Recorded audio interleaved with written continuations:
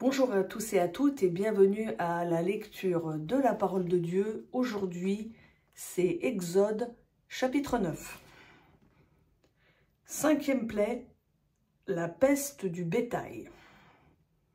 L'Éternel dit à Moïse, « Va vers le Pharaon et tu lui diras, « Ainsi parle l'Éternel, le Dieu des Hébreux, laisse partir mon peuple afin qu'il me serve. Si tu refuses de le laisser partir, et si tu le retiens encore, la main de l'Éternel sera sur ton cheptel qui est dans la campagne, sur les chevaux, sur les ânes, sur les chameaux, sur le gros et sur le petit bétail. Il y aura une peste très grave.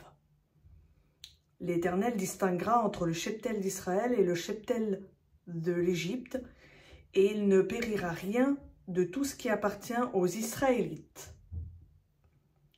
L'Éternel a fixé l'échéance en disant, « Demain, l'Éternel fera cela dans le pays. » L'Éternel fit ainsi dès le lendemain. Tout le cheptel de l'Égypte mourut, et il ne mourut pas une bête du cheptel des Israélites. Le Pharaon envoya prendre des informations, et voici que pas une bête du cheptel d'Israël n'était morte. Mais le cœur du Pharaon s'endurcit, et il ne laissa point partir le peuple. Sixième plaie, les ulcères. L'Éternel dit à Moïse et à Aaron, « Prenez à pleine poignée de la suie de fourneau, et que Moïse la jette vers le ciel sous les yeux du Pharaon. Elle deviendra une poussière sur tout le pays d'Égypte, et elle produira dans tout le pays d'Égypte, sur les hommes et sur les bêtes, des ulcères avec éruption de pustules. » Ils prirent de la suie de fourneau et se tinrent devant le Pharaon. Moïse la jeta vers le ciel, et elle produisit sur les hommes et sur les bêtes des ulcères avec une éruption de pustules. Les magiciens ne purent se présenter devant Moïse à cause des ulcères, car les ulcères étaient sur les magiciens comme sur tous les Égyptiens. L'Éternel endurcit le cœur du Pharaon, et le Pharaon n'écouta pas Moïse et Aaron, comme l'Éternel l'avait dit à Moïse. Septième plaie, la grêle.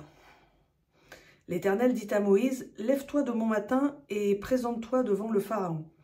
Tu lui diras, « Ainsi parle l'Éternel, le Dieu des Hébreux. Laisse partir mon peuple afin qu'il me serve. Car cette fois, je vais envoyer toutes mes plaies contre ta personne, contre tes serviteurs et contre ton peuple, afin que tu reconnaisses que nul n'est semblable à moi sur toute la terre. Mais je t'ai laissé subsister, au contraire, afin de te faire voir ma force et pour que l'on publie mon nom par toute la terre.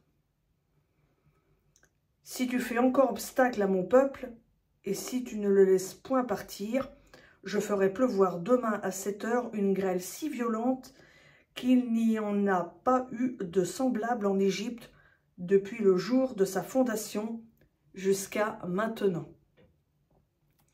Fais donc mettre en sûreté ton cheptel et tout ce qui est à toi dans la campagne.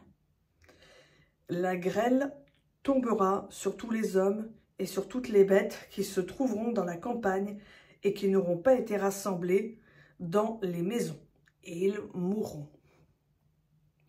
Ceux des serviteurs du Pharaon qui craignaient la parole de l'Éternel firent retirer en hâte dans les maisons leurs serviteurs et leurs cheptels. Mais ceux qui ne prirent pas à cœur la parole de l'Éternel laissèrent leurs serviteurs et leurs cheptels dans la campagne.